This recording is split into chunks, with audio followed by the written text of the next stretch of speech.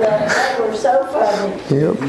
I'm a big show. Yeah. Oh, okay. All right. Y'all turn to Luke 6. Luke 6.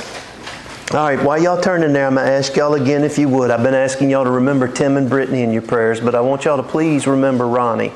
He told me how to say his last name, and I'm going to mess it up. I think it's Robele.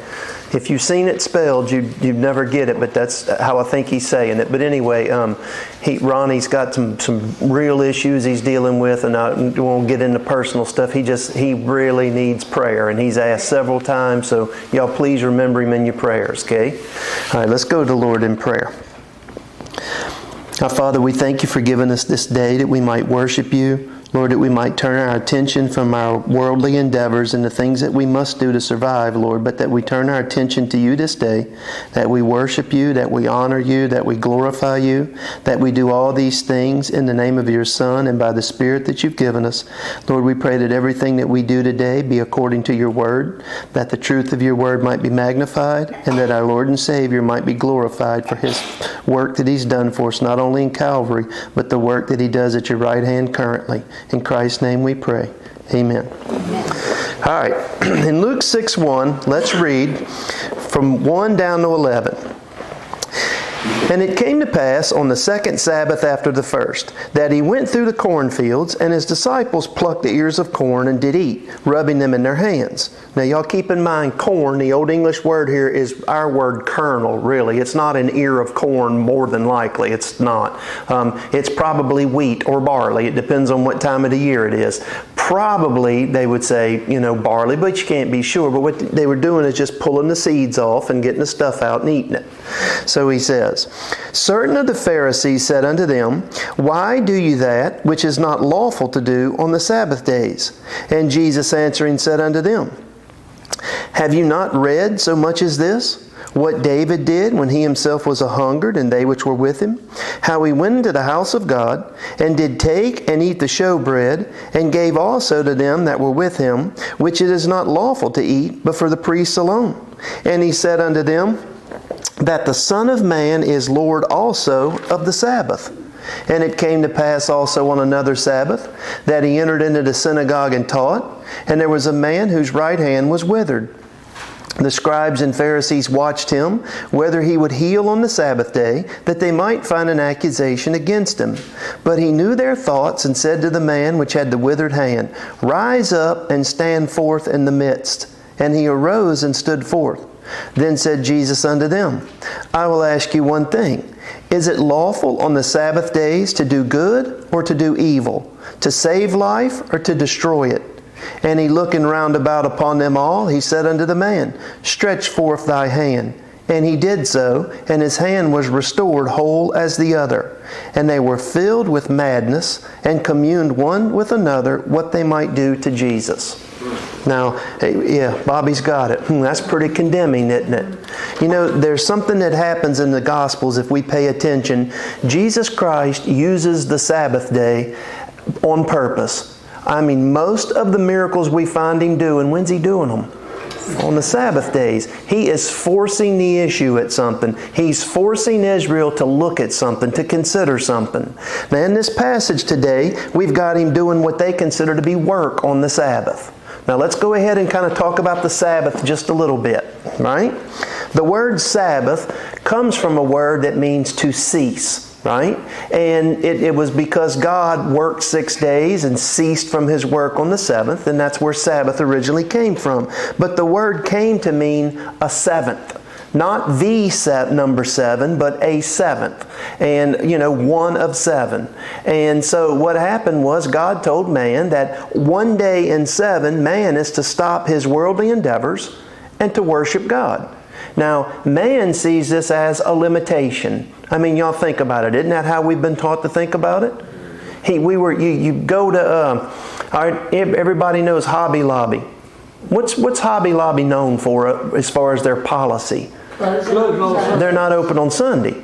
And what do people say about that? They don't like it. They don't like it. And I'll tell you what else they say. Boy, they sure giving up a lot of money. Yeah. Well, what did God show Israel in the Old Testament? You won't be giving up anything. I'll bless you to the point. You see, that's how it's meant. But from our worldly perspective, we always look at it as God placing some kind of limitation on us, don't we? And it's not. The Sabbath was not given in other words, man wasn't created to honor the Sabbath. Jesus says the Sabbath was created for man's own good, right?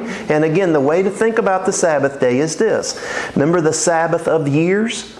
Every 7th year, what did the farmers have to do? Rest the land. Why? Give a day.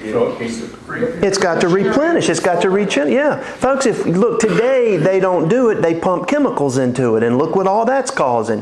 But in the old days, what would happen is on the 6 years they would farm, and on the 7th year, they didn't farm it. Somebody said, well, that's lazy. No, it had nothing to do with laziness. It had to do with them trusting that God would provide. It was pictured in the manna. The manna fell 6 days, didn't it? Nothing fell on the 7th. And what did Moses instruct them to do? God told Moses, pick up a double portion on the 6th day. Now what was he doing then? Preparing for the day. Preparing for the 7th, but what was it teaching them? Well, it was the only day that it would keep a day. That's right. Any other day it would rot. In other words, God will provide for that. If God instructs us to do something, folks, God's going to provide what we need to do it. Immediately, somebody went out and tried to pick it up, didn't they? You know, the whole point being is the Sabbath day was honoring God. We were created to honor God, but we've come to think all these years later that we were created to, attain worldly goods and stuff. And it's not. It's a way to keep us from getting so caught up in the world that we literally just run downhill with it. Okay? So this was the Sabbath. Now, y'all go back to Genesis 2. And this is an extremely unpopular subject today. Dispensationalism comes along and says, no such thing as a Sabbath, no such thing as the law of God, no such thing as any of that. We're not under the law. Well, we're not under the law as the Jews were under the law as a covenant of works. But did Paul not tell us to keep the law? James tell us?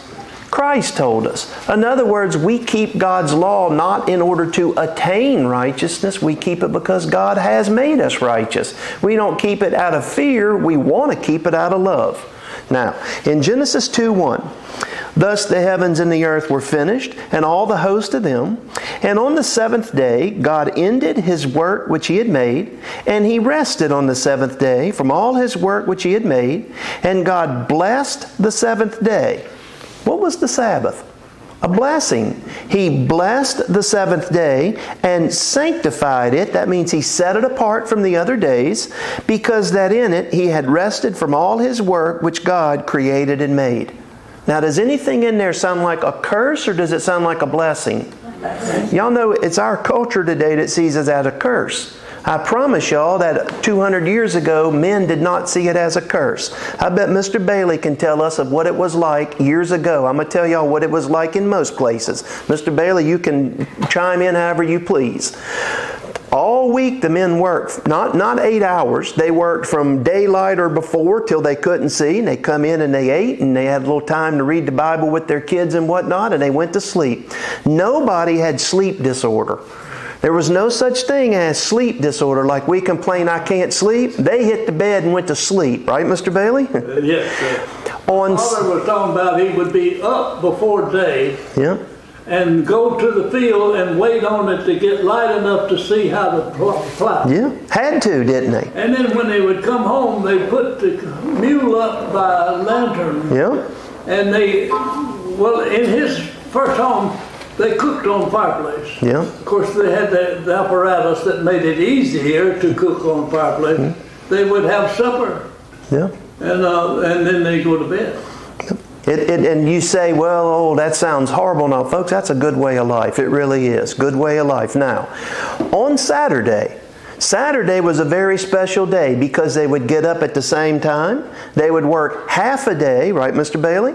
And at the half a day point, that was it. Everybody got excited, the kids and all, and they would clean up and they would go into town. Yep. Why would they go into town on Saturday? Because of church. Because church was Sunday and nothing was open. So they would go in on Saturday, which was like the day of preparation, and they would get the stuff they needed. They'd come home, and everybody was looking forward to Sunday. First and foremost, physically, they didn't have to get out there and work so hard. They needed that, didn't they? You know, you work 7 days a week that hard, and it'll wear you slap out, won't it? So it was for their own good. But folks, what else was it really for? It was a day that they could get their mind off of all of the responsibilities and stop and remember what we were created for, to worship God. And that's what they did week after week after week. It's what the Jews were supposed to do. But what were the Jews quick to do? They were so afraid of offending the Sabbath that they made laws to keep people from ineffectually violating the Sabbath. You've got it. Mr. Bailey is bringing out what really today's point is. God gave the Sabbath. Now, first off, when God gave the Sabbath, was there any such thing as a Jew? No. It wasn't for just the Jews. It was for God's people. Who was His people at that point? Adam and Eve. But He gives the Sabbath, and something happens. Over here we get to a point where Moses comes, right? And Moses' law is given. Now, when Moses' law is given, the Sabbath is included. Okay? That don't mean it started there. The Sabbath was before that. But the reason it was included in the law is because it's the will of God, and the will of God doesn't change. In other words, thou shalt not kill didn't start with Moses. When was it wrong to kill? From the beginning. Right? So all along we get this, but in Moses' law, the requirements of God are put into writing, and they can see them, can't they? And He told Israel that as long as they worshiped Him and kept His Sabbaths, what would He do? He would bless them. He said, but when you turn from me, what'll happen? You're going to get a curse. What's the first indication that a people have turned from God? They quit keeping the Sabbath, folks. Look, when I was real little, I remember nothing was open on Sunday. It wasn't long, though. It was a big deal. I remember TG&Y started opening. And boy, my mom and aunts were right down there at TG&Y. And everything started changing. I'm not talking about legalism. I'm talking about the fact that in the Old Testament, when Israel turned from God, it wasn't that not keeping the Sabbath made it no. The not keeping the Sabbath was just an indication of what was in their heart. What is it an indication of? They love the world more than God. And so you find it, read in there, every time Israel would get cursed of God and go off into captivity, or somebody would come in and whip them in a war, you know what's mentioned each time? You're not keeping my Sabbath. I mean, when they went off to war, or not to war, off to captivity in Babylon, they went down there for 70 years, right? Do y'all remember how God calculated the 70 years? Not keeping the... You've not been keeping the Sabbath year. And because they hadn't kept it, God said, I'm going to get my Sabbaths. And He got them 70 years. You count them up exactly how 400 and something years they went without. God got His Sabbaths, didn't He? It's not, again, legalism. What it is it's an indicator of what's in someone's heart. And every time Israel would turn from God, literally they would set their heart on the world. The idols of the world, the things of the world, whatever. So the indication that they had turned from God, you could see it in their weekly activities. Does that make sense? Okay, now, because they had this history, when they come out of Babylon over here, right? We'll make this the Babylonian captivity. When they come out of Babylon, what was the one thing they were clear of? Why did we go to Babylon? What would be the first thing they'd say? We didn't keep the Sabbath. 70 Sabbaths we were down there. 70 Sabbath years, right? So when they come back, Mr. Bailey just said it. They were so worried about bringing that curse on themselves again that they began to put all kind of safeguards in place, didn't they? And they begin to make rules and regulations for exactly how to keep the Sabbath. And if you look in their Mishnah, it's called, their explanation of the law, 39 different headings they have for the kinds of work that you could not do on the Sabbath day. Each heading had 6 subdivisions. Now you talk about long, and it went like this. I'll just give you a few examples. You couldn't lift anything heavier than a woman's jewelry. Right? Did the law say that? You know, it's a lot like, think about, I'm not saying he said this, but in Adam I can picture it, right? All right, Lexi will say to me something along the lines of, hey, don't let Sienna play with that, right? So then I tell her, Sienna, stay away from that. Don't even look at it. You see, I go above and beyond, right? Don't even look at it. You remember what Eve said about the tree? We're not to eat of it, neither shall we touch it. Now, God told Adam, don't eat it, and it's almost as if Adam said, don't eat it. Matter of fact, don't even touch it. See, it's a safeguard. Now, I'm not saying that's what happened, but that's what she said. They added all these safeguards. And what did the safeguards become? The way you did that. Law. It became law to them. And whose law was it? It's the Pharisees' law. But they thought it was Moses' law. That's right. And that's why Jesus said the Pharisees sit in Moses' seat. Moses was the lawgiver and they were steadily pumping them out, weren't they?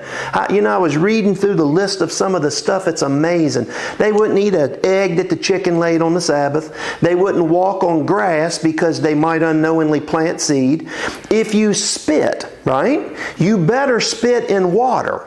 Because if you spit on the dirt, the spit could erode a place and you had now plowed a furrow. If you spit on a rock and the spit rinsed away some dirt, you've now washed a rock. You see how ridiculous and superstitious it got? And so when Christ comes in the parable, what we're dealing with here, what those men were doing, was it against the law? No, it was not. What was it against? The Pharisees' law. Christ said, you, by your traditions, have made the law of Moses of none effect. Right?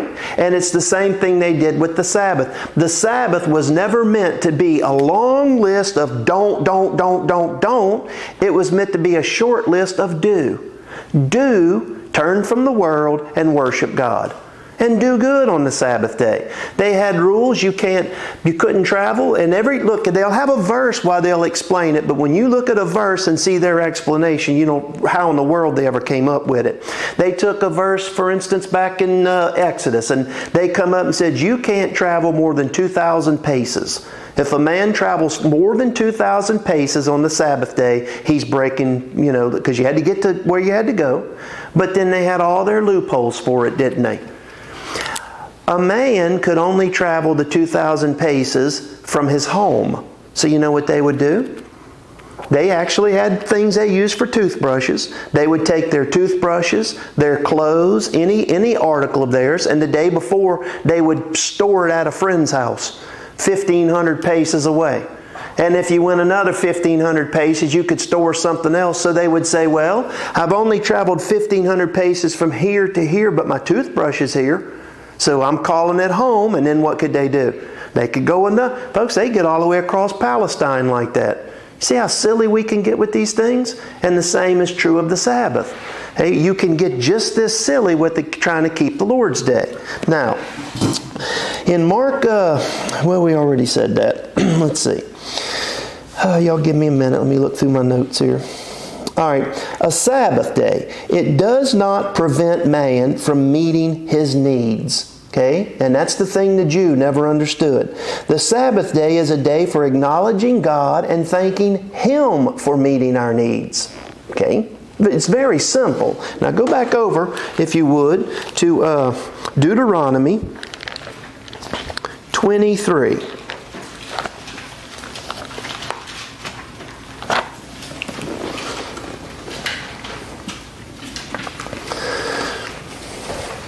Now the Sabbath pictures something. When God gave the Sabbath day back here,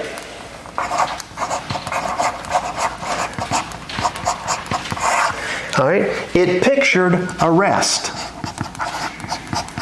And Israel saw it as what it was, a symbolic picture, and it pictured the rest that was to come when? When Messiah came. He would give them rest. So when Messiah came, we read that Christ is our Sabbath.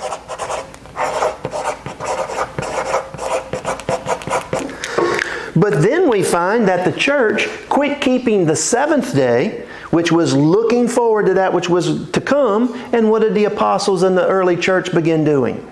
On Sunday. They begin keeping the first day. Now, this is not something that Rome invented, although people will say Rome invented this. No, they did not. The apostles themselves in the early church, John said it, Paul said it, went day to day pick to meet together. The first day. And why the first day? That's the day of His resurrection. The day of His resurrection. So what they were looking forward to, what they were honoring was something different. The Jews were looking forward with that which is to come. They were honoring what had happened. They're putting it first above all things. But even still, over here, okay, we'll put the seventh day back here. And now we'll put the first day here. In the keeping of the first day, are we fully finished, or are we still expecting something? We're still expecting something. What are we expecting? What is the Sabbath today picture for me and you? The rapture. The final rest over here. Okay? It pictures that which is final over here. All right, I'll put our final rest. Well, God gave Israel this back here because they didn't yet have that which they wanted. Well, because we don't yet fully have that which we've attained unto, God gave us some things to keep, didn't He? For instance, what's the Lord's Supper for?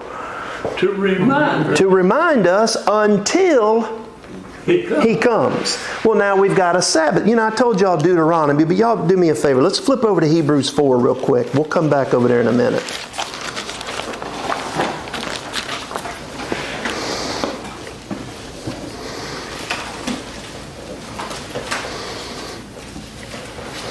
You know, Ralph he's like Mr. Bailey. Ralph had 1,000 stories, and they were some good ones. And Ralph told the story about when he was young. He bought him a car. I forgot how old he was. He bought him a car for $10, right, Lexi? And he hid it from his dad in the alley behind the house. He lived in Pittsburgh. Now, Ralph, folks, was an entrepreneur. I mean, this guy, when he bought his own plane, saw a plane out behind a place, driving back and forth to work, and decided to buy the plane because he was a machinist. Something was wrong with it. He fixed the head, and he got out in the field and taught himself how to fly. Can y'all imagine? And he said there was no such thing as a pilot's license. When they had to get a pilot's license, he said the instructor came with him. Ralph's little old plane was so little. He said he was a big old guy that got in the plane, and Ralph had learned there was a big hill in Pittsburgh, big high elevation, and Ralph said he would take off. He said his plane didn't make enough power though, really, so Ralph would do, he'd fly out over all the steel mills. They had a bunch of steel mills, and Ralph learned something. All that hot air coming from the steel mills, he would make circles over it till he got his elevation up, and he said he could fly around, and the whole time his elevation was coming down, and he'd come back. That's pretty ingenious, isn't it? He said this guy got in the seat with him and said they went off the end of that hill like that, and he started hollering and screaming, and Ralph got over to steel mills, and as soon as he got some elevation up, he said, "Put it on the ground, Carson, I'll sign anything." That's how he got his pilot's license. But he tells a story about when him and his friend, he learned to drive, and now he was teaching his friend to drive. Well, something happened. They jumped the curb, run up through, and ran right into the steps on some guy's porch. And Ralph said it just so happened to be the Presbyterian preacher in their town. And Ralph, right? And said the man come out, he had been taking a nap, and said you could tell it was Sunday afternoon. He said he came out and he looked at him, remember Lexi? And he told him, desecrating the Sabbath. And he turned around and went back in. And I said, well, Ralph, how'd that make you feel? He said, I was terrified. But that's how people thought back then. And what we've got here is we've got a reason why. Why do we even talk about a Sabbath day? Now, there is a verse where Paul says that all those things that were shadows of Christ are done away, like Sabbath days. But in that particular passage, he's talking about feast days. Now, he says here in Hebrews 4, he's talking about a rest that's been promised for us. Verse 1, let us therefore fear, lest a promise being left of us of entering into His rest, any of you should seem to come short of it. What's this rest that we believers are professing to be looking forward to entering into? Let Christ do it. Yeah, in heaven itself with Christ. So he says, for unto us was the gospel preached as well as unto them. And he goes on talking about how they wouldn't receive the gospel, the Jews. But it says, Verse 3, for we which have believed do enter into rest, as he said, I have sworn in my wrath, if they shall enter into my rest, although the works were finished from the foundation of the world. For he spake in a certain place of the seventh day on this wise, God did rest the seventh day from all His works. And in this place again, if they shall enter into my rest. Seeing therefore, he says, it remaineth that some must enter therein, and they to whom it was first preached enter not in because of unbelief. He's talking about the rest of the gospel. Now, it was preached to the Jews, and yet what did most of the Jews do? They rejected it. So now it's being preached over here to the world, and he said, if we'll believe it, we enter into rest. But watch what he adds. He says, verse 7, again he limiteth or sets the time of a certain day, saying in David, today, after so long a time, as it is said, today, if you will hear His voice, harden not your hearts. Now, what he's just proven is this. When they spoke of a rest back here, they thought the rest was Canaan, didn't they? But 500 years later, they had been in Canaan for a long time, and what does God say? There's still a rest remaining. See, that proves that it wasn't the land. Then what was it? It was the coming of Christ. Now notice how he says that. There was a typical rest back here that was pictured by the Sabbath. And yet when they got the typical rest, the Sabbath didn't stop. Why?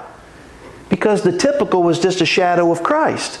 Well, here's me and you, and we say, yes, but Christ has come. But has Christ fully come completely? No. So he says in the next verse, for if Jesus, and that's Joshua, okay, the Greek word Jesus is the same as Joshua, and in this case it's not Jesus Christ, it's Joshua back there after Moses. For if Joshua had given them rest, then would he not afterwards have spoken of another day? Or then would he not afterward have spoken of another day? In other words, the Sabbath would have had its fulfillment. He says, verse 9, there remaineth therefore a rest to the people of God. What's he said here? It's not up to you. It's not up to you, and the rest is still out there, and therefore what do we still have? We've got a Sabbath picturing the rest. It's just like the Lord's Supper. We don't stop keeping the Lord's Supper until He comes back because we're waiting on the fulfillment of what it pictures. Well, he's saying this here. Now watch, he says in verse 10. For he that is entered into his rest, he also hath ceased from his own works as God did from His. We cease from working to save ourselves. We cease from it, don't we? And so Christ is our Sabbath spiritually. But what about physically? Folks, we're not going to cease from the works of this flesh and world until we're with Him. So what do we still do every week? We have a Sabbath day, and yet we keep it on the 8th day because in our mind, what's it about? Resurrection. Christ the first fruits, and now what are we doing? We're waiting on the harvest. And so that's what it pictures. You know, the Puritans used to say, one of the famous ones, John Owen, said that we are to use our Sabbath days like stepping stones to heaven. What do you mean about that? You concentrate on God. Yeah. That seventh day. You take a day where, look, I know God said, hey, work 6 days, and we have to. We've got to do all these things, and it's nothing. Nobody said you quit your job. But what He's saying is, you take that day to put your mind on God and commune with God and refresh and get back and remember what's it all about. It's about God. And so He said He used each Sabbath day is how we need to use it. It's sanctification. It's growing closer to God. Well, in all reality, every week we get a week older, don't we? We're all growing closer to God. All right, now, this thing about what the Jews were doing. Go back over there to Luke 6.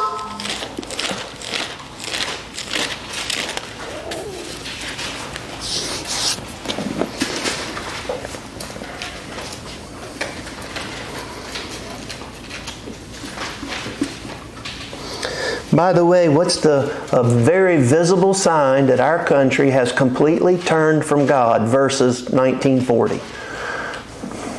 Nothing's closed. Everything's open on Sunday, and right? Hey, I mean, look, there's the quickest thing you can tell about the Jews when they were turned from God is they quit keeping the Sabbath day and they turned from circumcision. And you see the same thing today. People are not honoring God. He's not in all their thoughts. Our country honors the dollar and the pursuit of the dollar, and everything else is second place. Now, if it is our will, see what this does is it puts our will on the line here, because we find out something. There's only a couple things we can know to be true about the man that owns Hobby Lobby. Okay, either it's a great marketing scheme to keep Christians shopping there. That's possible. I don't think that's it, but I don't know the man. Or that keeping of the Sabbath day means more to him than making more money. So what does that day show you about his heart? What's on the throne of his heart? Now, what do you know about the throne of the heart of our country? Money, money, money, more, more, more. Now, you say we've got to have money to live. Yes, but you don't think God can supply us enough in 6 days to honor Him? Did He give them enough manna to eat for the 7th day? You know, in the Sabbath years, in the 6th year, what did God promise them? A bumper crop. He said, in your 6th year, you'll have a crop like you've never seen, and it'll get you through the next one. Matter of fact, it would be a triple burn, because it'd not only get them through that one, it'd get them through planting and all the way to harvest in the next one. Now, in verse 1 again, it came to pass on the 2nd Sabbath after the 1st. Now look, this is one word, the 2nd after the 1st. Literally, it means like the 2nd first.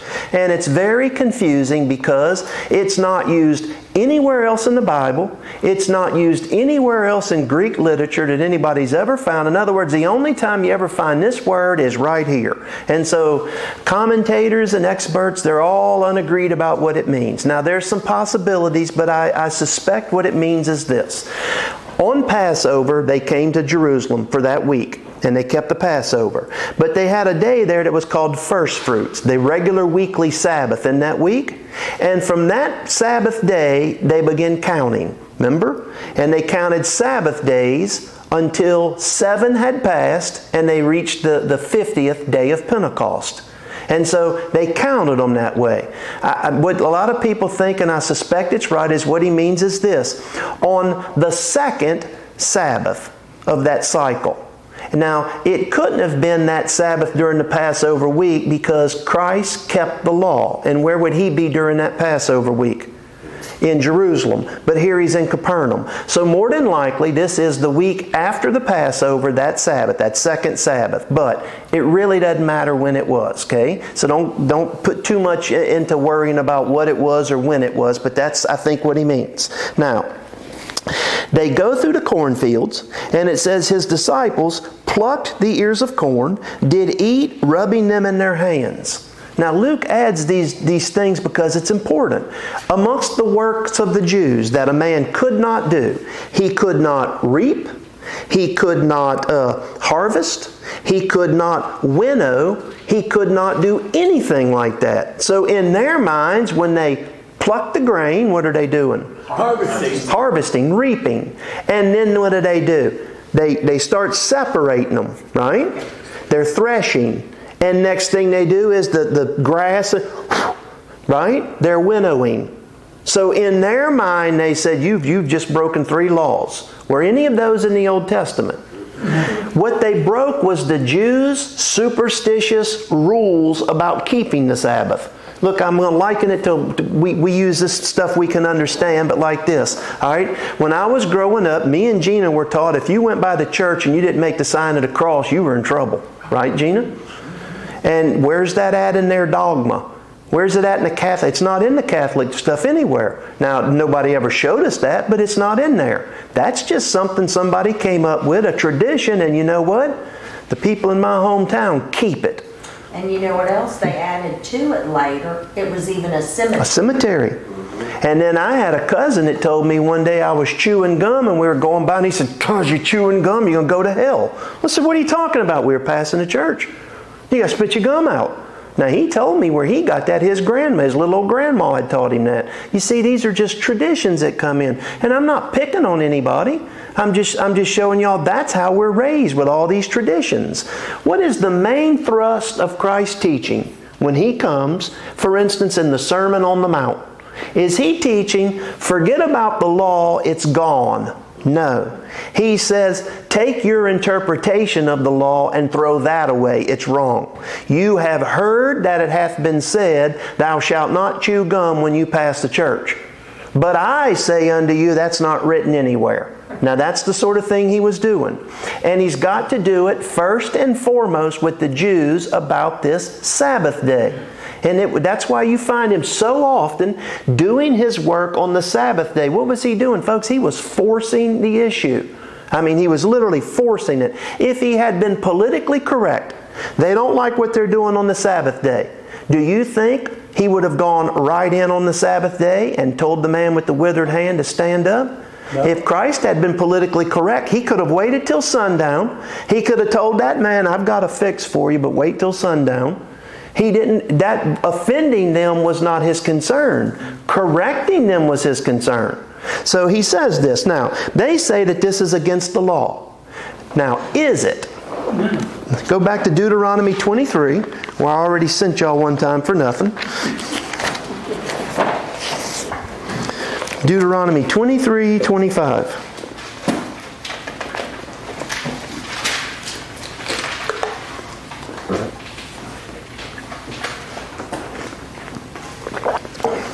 Boy, I'm still full, Sully. You? I hear you. Man, Kathy had gumbo and red beans and rice and cornbread last night. Whew. All right, in Deuteronomy 23, verse 25, he says, when thou comest into the standing corn of thy neighbor. All right, so is it your corn? No. Do y'all know they weren't accused of stealing, were they? They were accused of doing what they were doing on the wrong day. So he says, then thou mayest pluck the ears with thine hand, but thou shalt not move a sickle unto thy neighbor's standing corn. This is so wonderful to me because it's a microcosm of what he's teaching here. All right, we got two guys standing here.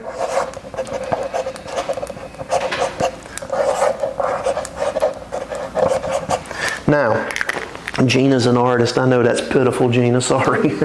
All right. Now, these two guys both have a heart. They both have a will, a soul. They both have motivation and an inner drive. We'll call it their will, right? This guy plucks the ears of corn because he's hungry, right? Hungry. Y'all know you're hungry and you got a job to do. You got to eat something, don't you? Don't we all, some of us eat to live and some of us live to eat?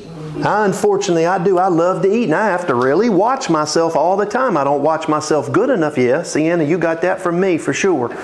But the whole point being is I know people that forget to eat. Seriously, my mom would say, I forgot to eat yesterday.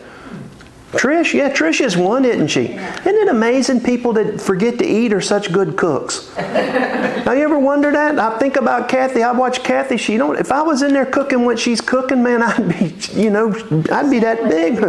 But the whole point is, what does it tell you about a person when they say they forgot to eat?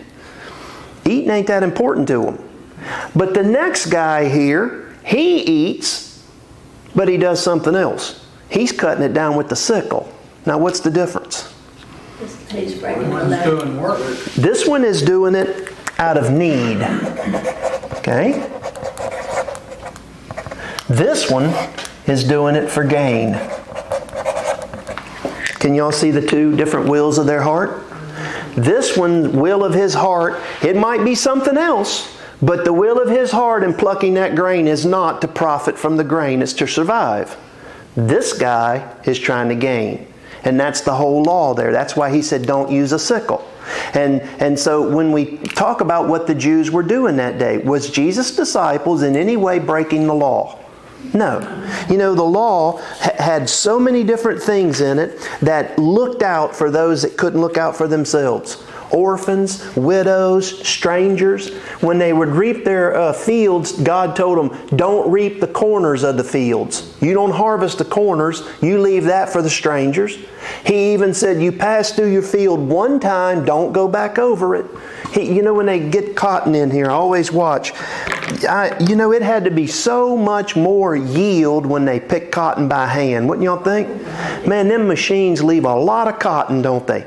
And every time I look at that, I always mean to ask Randall about this. Why can't they get them machines to harvest more? They leave a lot in the field, don't they? I always think now somebody could go behind them. Somebody could make a good living picking it. Just go behind them and somebody says, yeah, you can have it and just pick it. There's a lot of cotton left in there. God said in the law, you go through there one time, don't you pass back over it. Whatever you forget, whatever is dropped, whatever comes later, for the stranger. Now y'all think, that's not the American way, is it? No, the American way is just the opposite. And so God had all of this in His law for those that couldn't take care of themselves. Y'all remember the story of Ruth? Everybody remembers Ruth. What kept Ruth alive? God made a place for her. She was over there reaping, getting her, she was over there eating, and she was able to pick because she's taken home for Naomi, wasn't she? God provided. Now, they're not breaking the law. But in verse 2, flip back over there to Luke 6.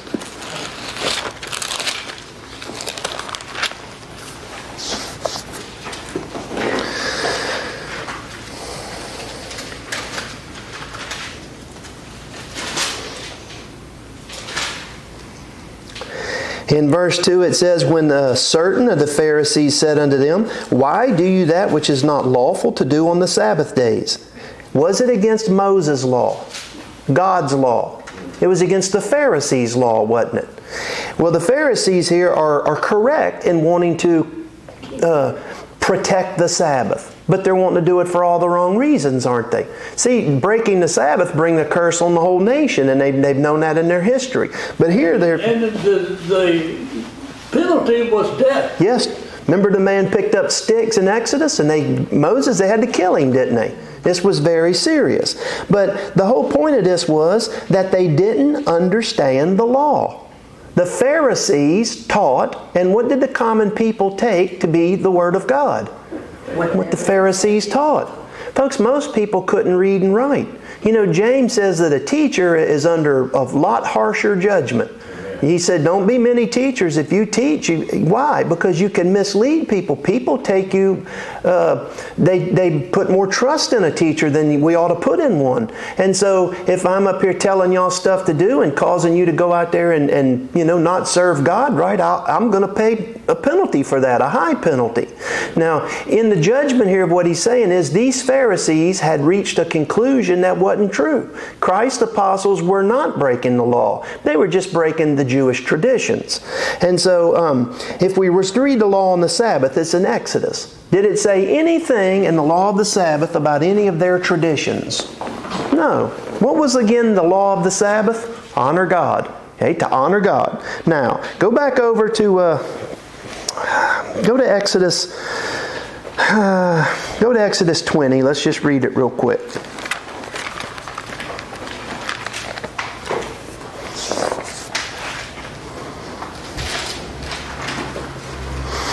The thing with legalism is this.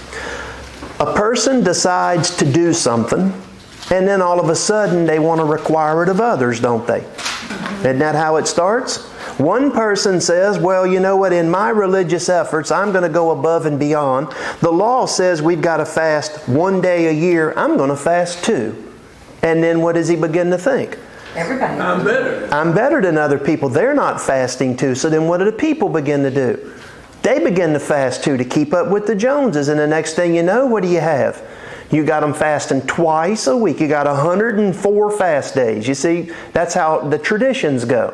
But what we have here is we've got a group of people that only knew oral traditions and they did not know the Word of God. So in Exodus, this is what it says. In Exodus 20, verse 9, or 8. Remember the Sabbath day to keep it holy. That means separate. separate from the other days. 6 days shalt thou labor. Y'all know that's never taught about the Sabbath day? We're told rest the seventh day. Rest, rest, rest. But what's the command start with? Work 6 days. You know, Paul said if a man won't eat, he shouldn't work. And look, we've got an epidemic in our country of people not wanting to work. Have y'all been to a fast food restaurant lately? Yeah. You can't get your food, can you? We went to Whataburger the other day and we sat in Whataburger. Get it. We sat there for like 30 minutes. Y'all know why? There ain't but a couple people in there working their butt off. They can't find people to work. So he says, but the seventh day is the Sabbath of the Lord thy God. In it thou shalt not do any work, thou, nor thy son, nor thy daughter, thy manservant, thy maidservant, thy cattle, thy stranger that was within thy gates. For in 6 days the Lord made heaven and earth, the sea, and all that in them is, and rested the seventh day. Wherefore the Lord blessed the Sabbath day, and hallowed it. Now it doesn't say anything in there about all those other traditions, right? But you know, it also said, don't you work, but don't make your kids work. Don't make your animal work. I was growing up and I at least knew about the Sabbath day from the Catholic Church. I knew about the 10 Commandments. At least I knew 9 of them. And I had to go to work for someone, and we get out there and I'd have to work every week in there. But on Sunday, this person would get up and go to church and come home and relax and just, have a good day. And I'm 12 years old out there working like a slave. And I finally remember asking one time, hey, shouldn't I not be working on Sunday? And they said, no, that's for us, not you. And I didn't think much about it. I went on thinking. Essentially what he's saying is, now I want to go to heaven, you go to hell. That's basically the policy, isn't it? But Jesus is going to go on to tell these people what hypocrites they are. He said, look, you're concerned with me doing good on a Sabbath day, and yet if your ox falls into a ditch on the Sabbath day, what do? Go get him out. You get it out. Now, was that wrong? No. Folks, it's always right to do good. Always. Look, kindness to animals is in the Bible. We need to be kind to animals. But if your ox falls into a ditch, you get it out because that's good for you and your family. No Jew would let him sit in there on the Sabbath day. Well, if it's good for the animal, it's much more good for the human, isn't it? Now, in the Christ going back over these things, if y'all would go back over there to Luke.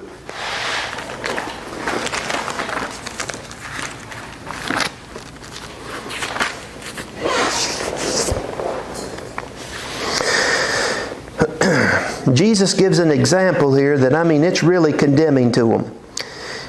In verse 3, he answers them. He says, have ye not... verse 3. Have ye not read so much as this?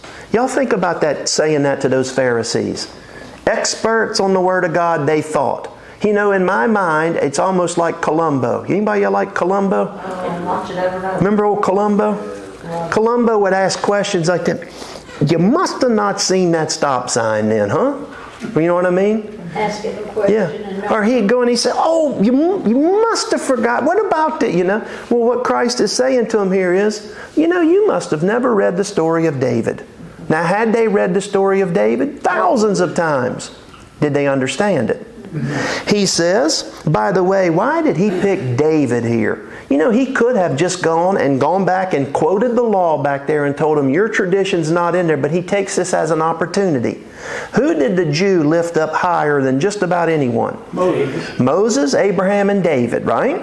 And who's now standing before them? David. The son of David, the true David, the one that David was a picture or a type of. And he says, you remember what David did when he himself was hungered and they that were with him? Now, if you don't remember the story, David has been anointed by God. He's going to be God's king, and he's got a small group of men with him. And what does the reigning king Saul begin to try and do?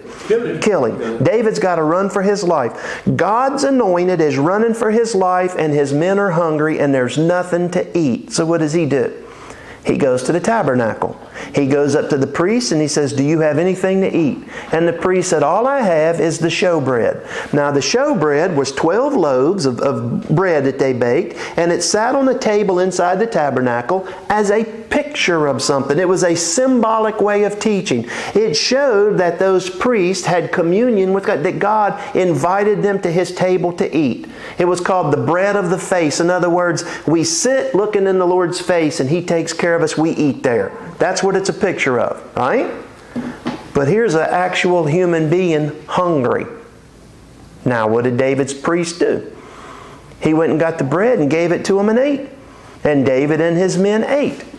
Now, how do you know that that was okay? Because he didn't drop dead. Folks, y'all think about it. When Nadab and Abihu brought strange fire, what happened? They died. When Uzzah touched the ark, what happened? He died. When Belshazzar got the holy vessels that were sanctified for God's use and drank in them, what happened? That was God's judgment. When David and his men eat the bread, they go on. That tells us God was okay with it. Now why? Because ceremony never trumps human need. Folks, that was just a ceremony. We're talking about something real. Now, to sum up all the law in 2 commandments, Christ said you can sum the whole law up in 2. Love God with all your heart. Love your neighbor as yourself. Did David love his men? Would it have been better to let that ceremony stand and his men starve to death? You see, this is the whole point of what Christ is saying. You're missing the point of the law. The law had a symbolism to it, but the ceremony of the law never trumps the law of God.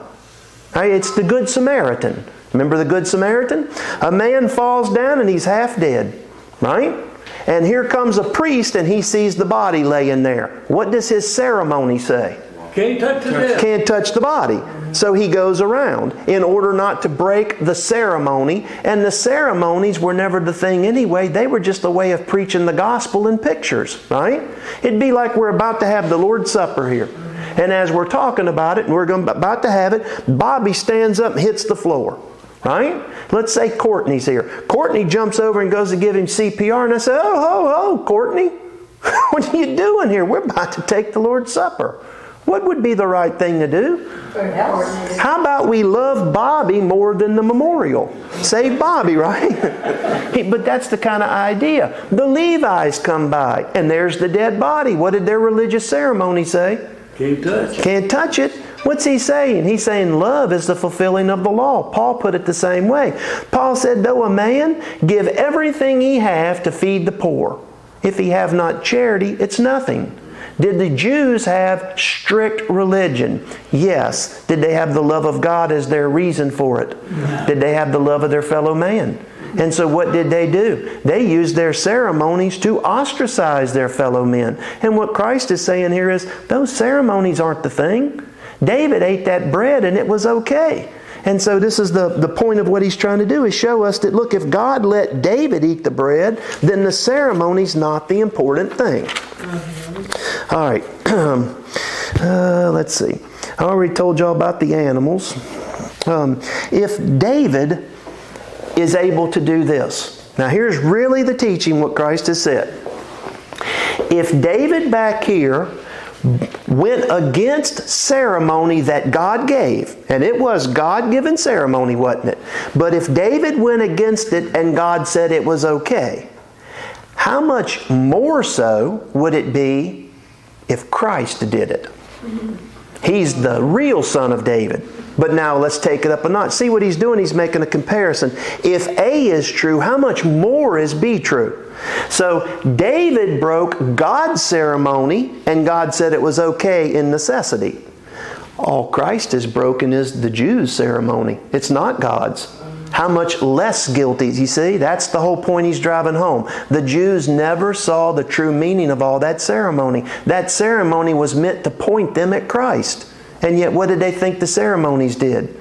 Made them right with God. You say to someone, are you saved? I was baptized. Well, baptism was meant to picture something. But what would they say? No, the baptism saved me. It's the same kind of thinking, only the Jews really took it up a notch. If we get over in the book of, y'all flip real quick before we take a break to Matthew 12, because the same account's over there, but Christ adds a couple things.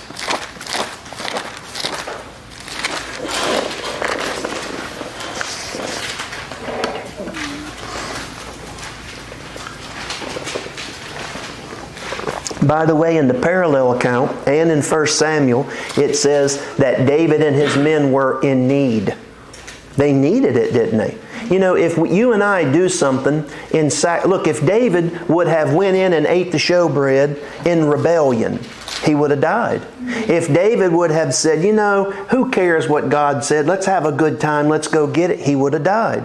If David would have had other food and went in and just said, this tastes better, he would have died. David was in need, and God said that bread doesn't mean anything. It's what that bread pictures. What did that bread picture? Christ. Christ, our communion with God. Now in Matthew 12 it says, verse 3, He said unto them, Have you not read what David did when he was a hungered, and they that were with him? How he entered into the house of God, and did eat the showbread, which was not lawful for him to eat, neither for them that were with him, but only for the priests. You see, he's telling them, you've read the law, but you've missed the truth of it. You read that story and you never ask yourself, why didn't David die?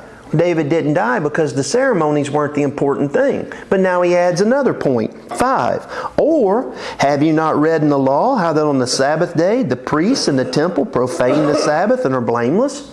What did the priest do in the temple on the Sabbath day? He worked his tail off. Folks sacrificing animals nonstop, doing this, lighting that, trimming this. It was a work, wasn't it? But what did the Jew never think about? That he was working. That he was working.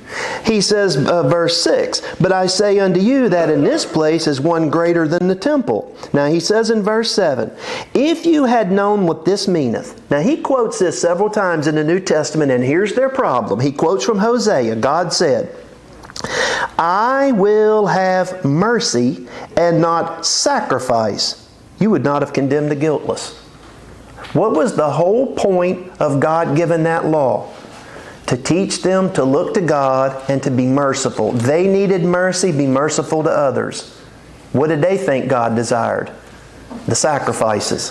Did God ever need the sacrifices? You know, it's amazing to me. So many people have told me in my life that they're saved because they tithe. Folks, tithing was a rule of thumb back there, and it's a good one. But I'll tell you all, the truth of the matter is we need to just start at 10%. What really belongs to God? Everything we own. And so all tithing was a way that they were reflecting to God that what we have has come from you. Now modern day, they say, well, that tithe is supposed to go to the church. It's not in the Old Testament. What we give back to God is to go for expanding God's kingdom, the work of the kingdom. It's not to go to like that. It's not that way. But what the Jews thought was, if I give my 10%, and they gave it grudgingly, I can keep the rest and it's mine. But under the new covenant, we're supposed to do something. We're supposed to recognize that all good things come from God. So if we see somebody in need, you say, this poor guy hadn't eaten a week. Well, I'd like to, but I already gave 10% over here. Is that the point? Yeah. What do we do when we see someone in need? Yeah. Folks, if the person's really in need, we help them, don't we? And so it's always this way with the Jew. The Jew was always making it into a ceremony whereby he would, attain something. It's a thanksgiving to God. It's the same with their sacrifices. When they offered God their sacrifices, they thought, I'm really doing something nice giving God this animal. And yet what did God say? I already own the animal. I own the cattle on 1,000 hill. All you're doing in giving it to me is you're showing me gratitude. And what's the thing that Paul said man is really condemned for? When they knew God, they did not want to retain Him in their knowledge, neither were they grateful. Now y'all think about the American way. It's get all I can and forget about everybody else, especially God. And it doesn't matter whether you're talking about money or time. I mean, if you figure it out, look at how we sleep and figure it all out, and look at the time that we spend worshiping on the 7th day, and I'll tell you what you'll find out, that God basically has asked for 1/7 of our waking hours. Is that really a big deal? I mean, seriously, 1/7? I love Sundays. Cian will tell you, I just love them. Why? I didn't used to. I used to hate it because I've come to the point and I realize it's a chance to forget about all that other stuff and relax. Nothing better than just sitting back, reading something good, reading something, a church history, or reading about the life of one of the saints and how God used him, and just seeing how God works and drawing close to God. Does that make sense to everybody? Okay. It's not legalism, it's a privilege. Okay. All right, let's take a break. We have a chant